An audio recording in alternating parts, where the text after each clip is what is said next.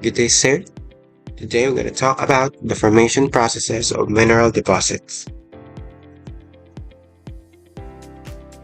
Mineral deposit is simply a natural concentration of mineral in the Earth's crust. This mineral forms through geological processes like the cooling magma, evaporation, or high-pressure changes.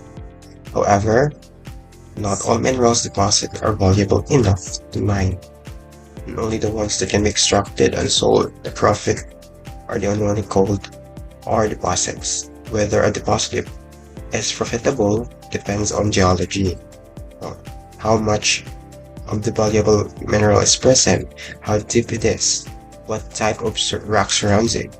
In economics, what is the market price of the mineral, how much will mining, processing, and transporting cost. So, a mineral deposit becomes an ore deposit only if it makes economic sense to mine it. Mineral deposit can form through a variety of processes, some of which include the magmatic processes, hydrothermal processes, sedimentary processes, metamorphic processes, laser processes, and weathering processes. So first we're going to talk about the magmatic process.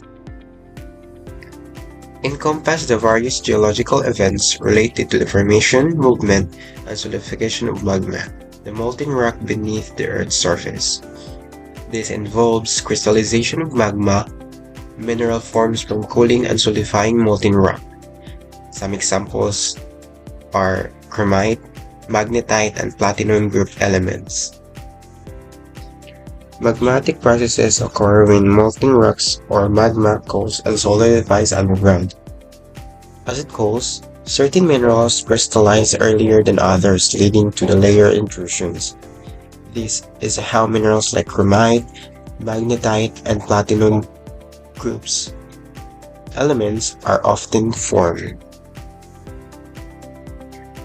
So we have the illustration of the graphical process of magmatic. The magmatic process starts when the rock in the mantle or crust melt due to high heat and pressure, forming magma. This magma rises because it is less dense than the surrounding rocks. As it moves upward, minerals begin to crystallize at different temperatures, changing the magma's composition. When the magma cools completely, it solidifies into igneous rock.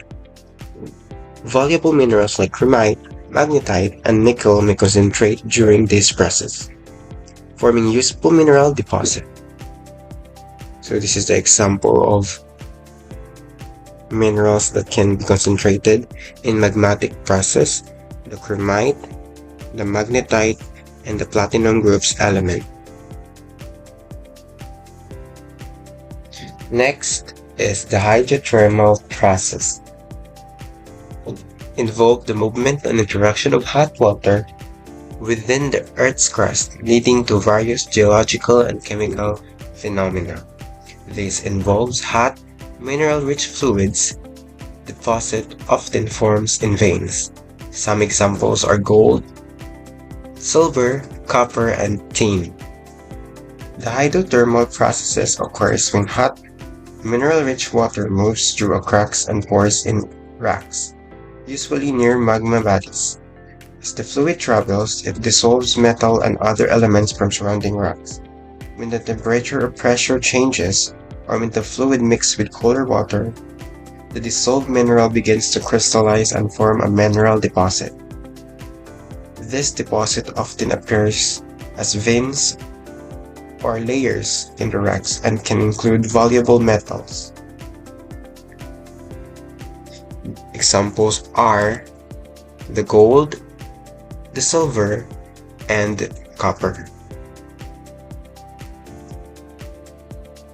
Next is the sedimentary processes, which occurs at or near the Earth's surface. Minerals are either chemically precipitate by solutions or physically deposited by water and wind.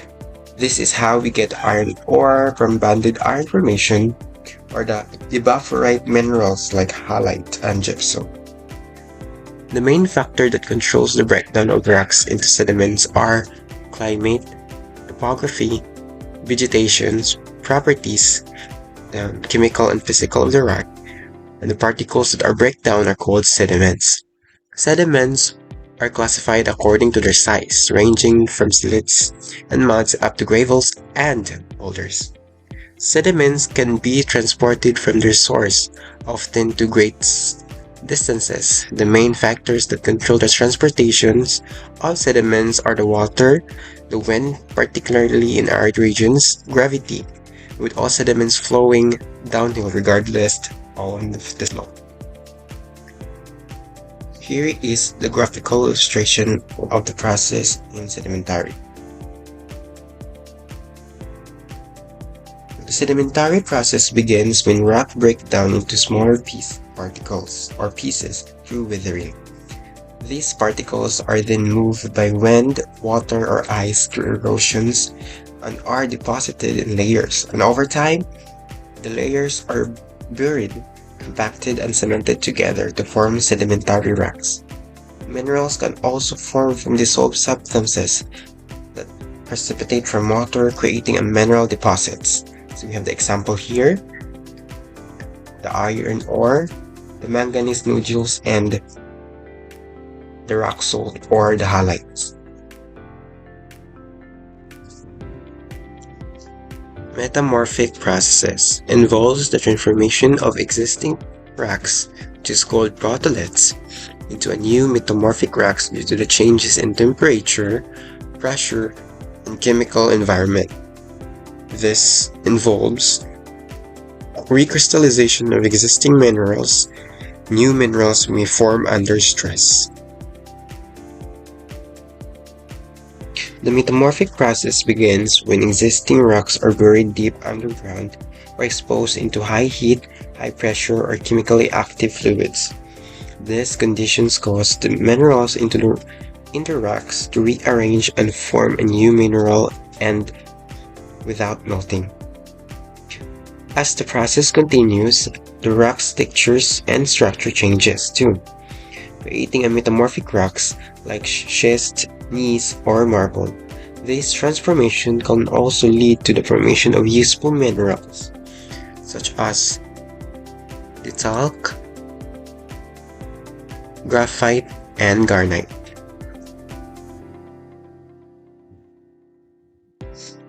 Placer processes involve the formation of concentrated deposits of valuable minerals through the natural process of weathering, erosion, transportation, primarily by water and wind. Placer deposits are formed by mechanical concentration of heavy minerals into riverbeds, beaches, or alluvial fans. Because heavier minerals like gold, diamonds, and cassiterite resist weathering, they accumulated in places where lighter minerals are washed away.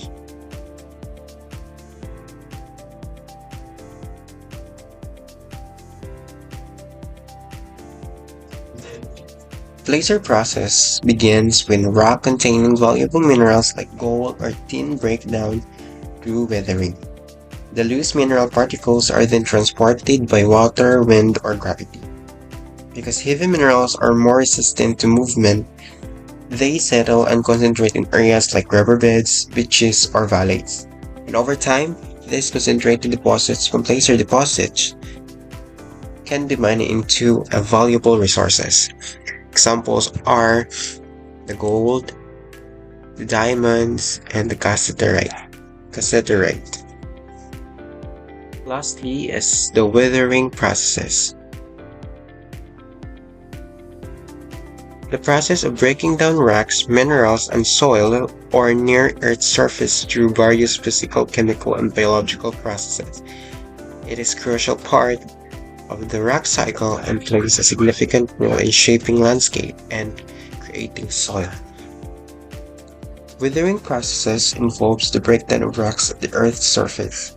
Through leaching, residuals, enrichment, and soluble minerals become concentrated. Process starts when rocks are broken down into smaller pieces by physical, chemical, and biological means.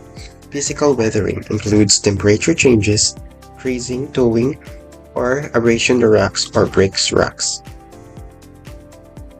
Chemical weathering involves reactions with water, oxygen, or acids that dissolve or alter minerals. Biological weathering happens when plants, animals, or microbes contribute to rocks breakdown.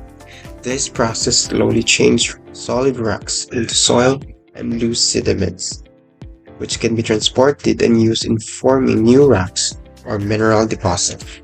One example. So here are the examples of weathering. So here are the examples of minerals that is formed in weathering processes: the bauxite, the aluminum ore, the laterite or the nickel, and the iron oxide. So we have the summary here. In the process, the magmatic process, the key minerals being formed are the chromite, magnetite, and the platinum group elements. Within the hydrothermal processes, which forms minerals such as gold, silver, copper, and tin. In sedimentary processes, we have the iron ore, halite, and gypsum. The metamorphic processes forms minerals like talc, garnite, and graphite. In placer, the gold, diamond, and cassiterite. And lastly, the weathering processes, which form minerals such as bauxite, laterite, and iron oxide. That's all. Thank you for listening.